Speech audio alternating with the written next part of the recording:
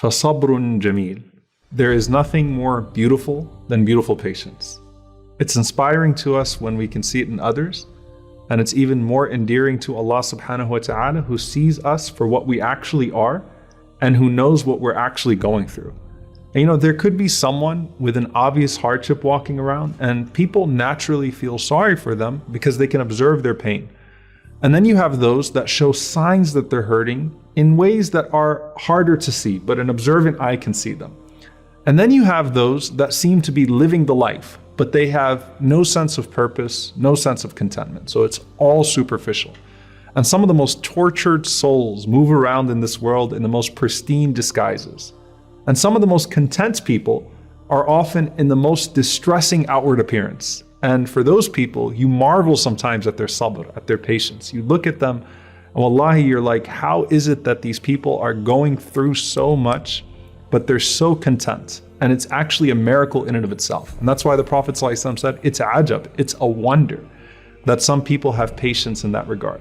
And the reality is that that tranquility is generated through the perspective that they have in this life, but also the paradise that they know awaits them in the next, so long as they remain in this state of prophetic patience.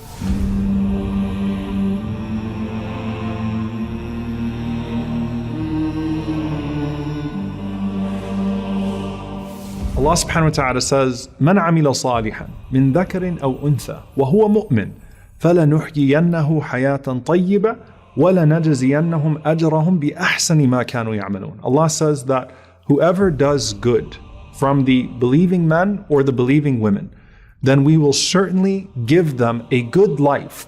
And then in the hereafter, we're going to reward them in accordance with the best of their deeds. If you notice here, the scholars point out that Allah says, in this life, you get contentment. The good life is contentment. As for the jaza, the true reward, that's in the hereafter. That's not meant to be in this life. And Imam Ibn Ata'illah rahimahullah says something beautiful in this regard. He says, إِنَّمَا جَعَلَ الدَّارَ الْآخِرَةِ مَحَلًّا لِجَزَاءِ عِبَادِهِ لِأَنَّ هَذِهِ الدَّارِ لَا تَسَعْ مَا يُرِيدُ أَن يُعْطِيَهُمْ وَلِأَنَّهُ أَجَلَّ أَقْدَارَهُمْ عَلَى أَن يُجَازِيهِمْ فِي دَارٍ لَا بَقَاءَ لَهَا. He said that Allah has made the home of the hereafter the place where He gives His reward to His believing servants. Because this realm, this dar, doesn't fit what Allah wants to give us. And He has honored His believers beyond giving them their reward in a place that is so temporary. This realm can't fit what Allah wants to give you as a reward. It's too limited in its nature. And let's say Allah gave you everything you wanted in this world. You still wouldn't be able to take anything of it with you when you die and you go to the hereafter.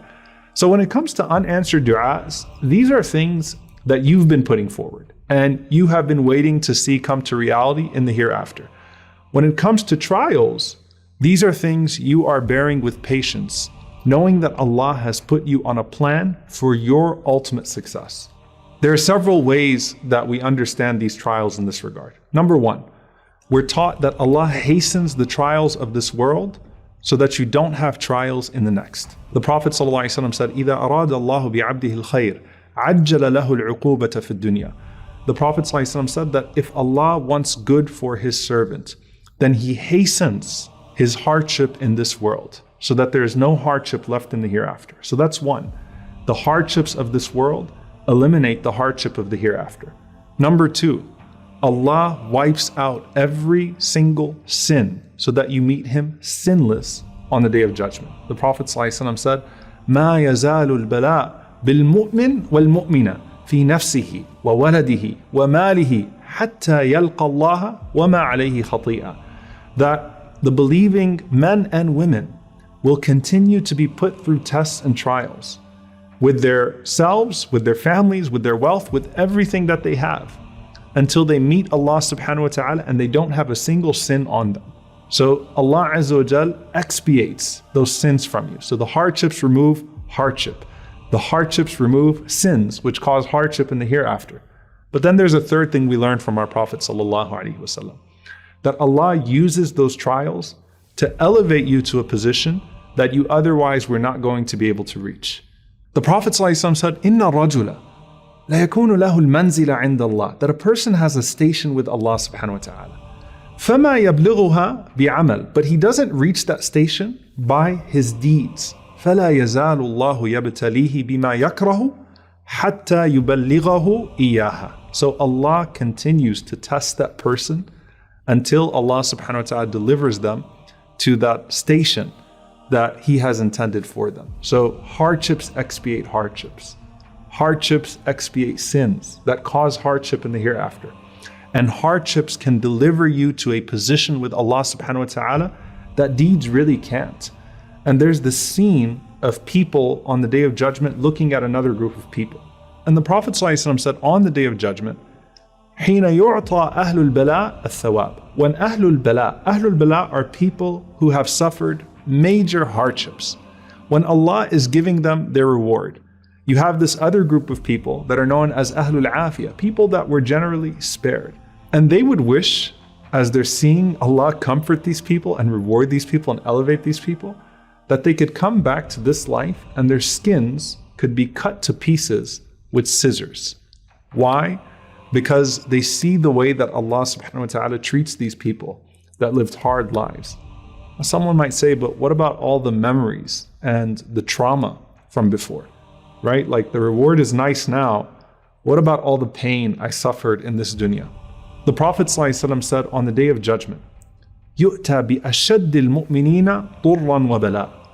The believer who suffered the most hardship and trouble in this life will be brought forth. And I want you to think about this. The person who suffered most amongst the believers. I mean, how much would this person have gone through, right? With their health, with their wealth, with their family.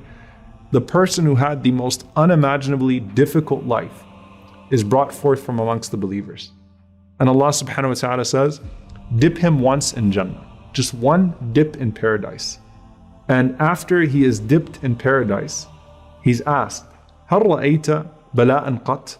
هل رأيت بؤسا قط? Have you ever seen any hardship? Have you ever suffered any type of trouble? And that person is going to say, I've never seen any hardship. I don't know what you're talking about. I don't know where the trouble is. Why? Because of one dip in paradise. So imagine then the person who has palaces in paradise because of the way that they bore the trials that came to them in this life. And Allah Azza wa Jal says what? إِنَّمَا يُوَفَّى الصَّابِرُونَ أَجْرَهُمْ بِغَيْرِ حِسَابٍ. Allah will continue to reward the people of patience without any limits whatsoever. Unlike good deeds, the sabr is rewarded, patience is rewarded without measure. And the scholars say because Allah knows the ways in which hardship affects us in so many dimensions, often in ways we don't even fully understand. We can't fully connect the way that we've been hurt by something. And that same Lord who knows you is now going to reward you for every part of that trial with all sorts of bounties. And that's from His rahmah, that's from His mercy.